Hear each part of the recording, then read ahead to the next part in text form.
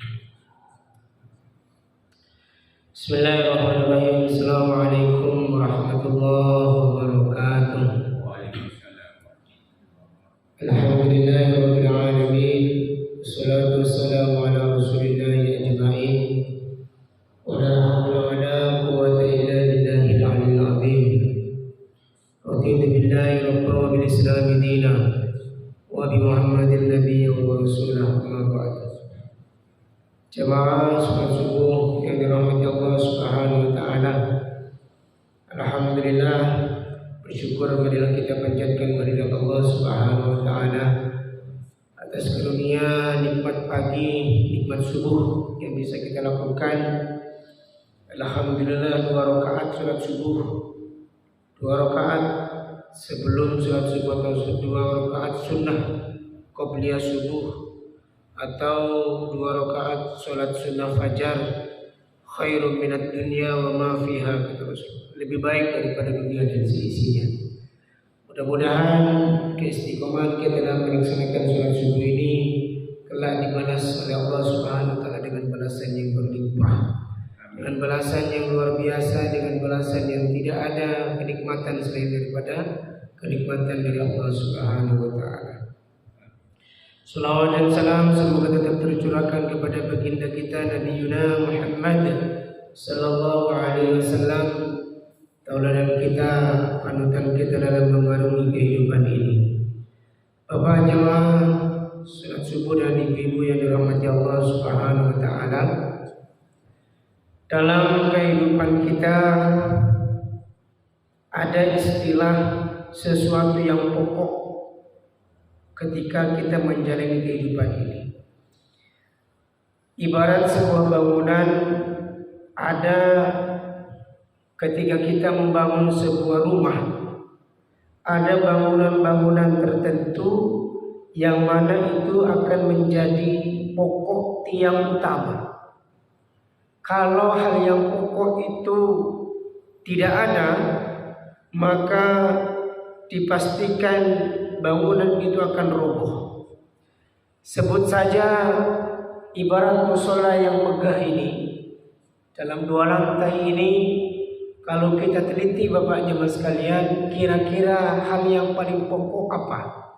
Tentu kita akan menjawab sepakat bahwa bangunan ini yang paling pokok adalah pondasinya.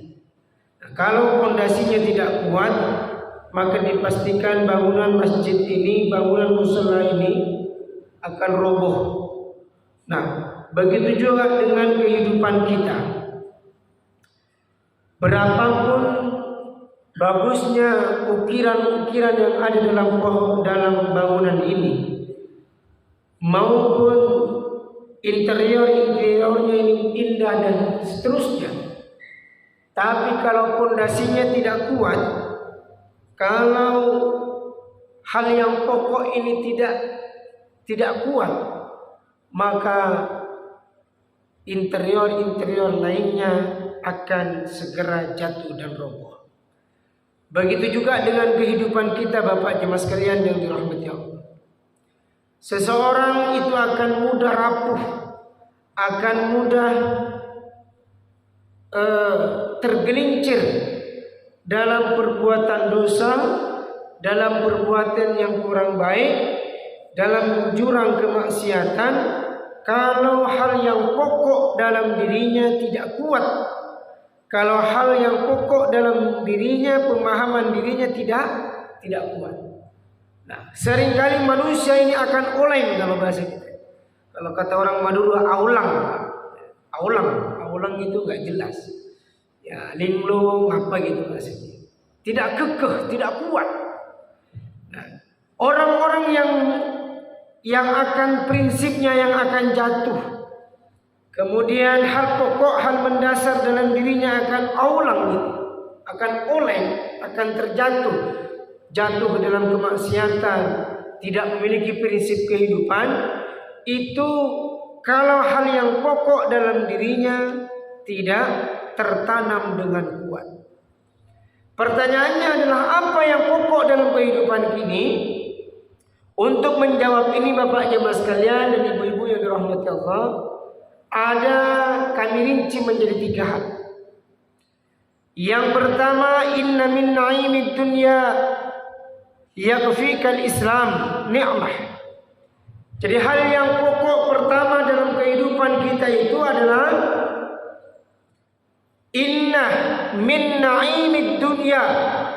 Dari sekian banyaknya nikmat dunia ini Pak, nikmat makan, nikmat apa lagi? Nikmat kendaraan, nikmat berkeluarga, sekian pokok kenikmatan dunia ini Bapak Ibu, ya, yakfikal Islam ni'mah, maka cukup Islam itu sebagai kenikmatan yang paling besar.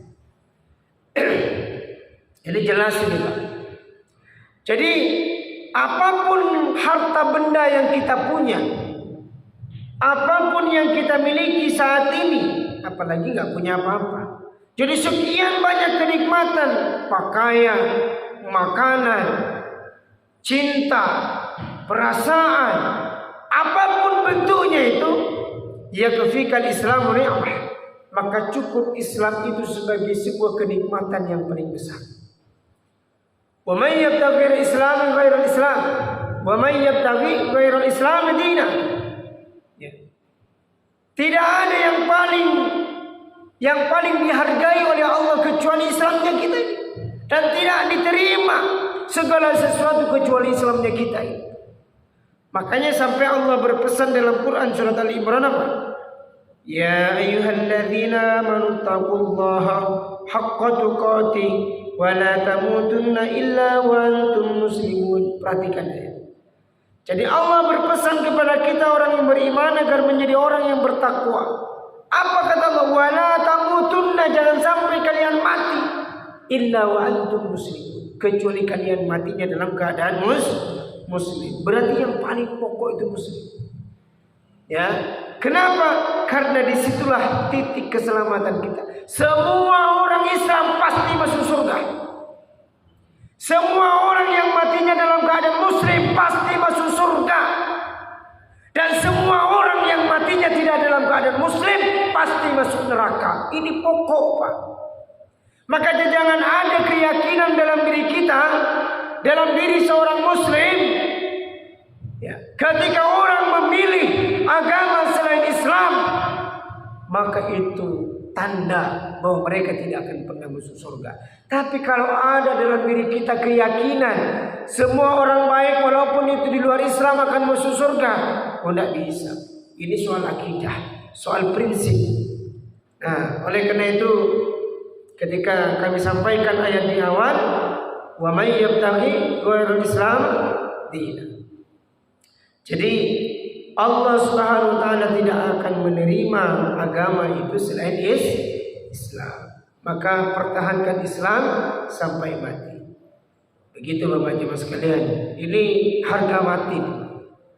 Jadi boleh kita mungkin ada penyakit, kemudian dengan penyakit itu kita harus diamputasi misalnya, tapi mudah-mudahan tidak. Dengan penyakit itu kita harus berobat kemana-mana. Hanya sekedar karena kita pengen sehat. Kalau ada pilihan antara hidup dengan sehat, maka kita akan memilih kehidupan.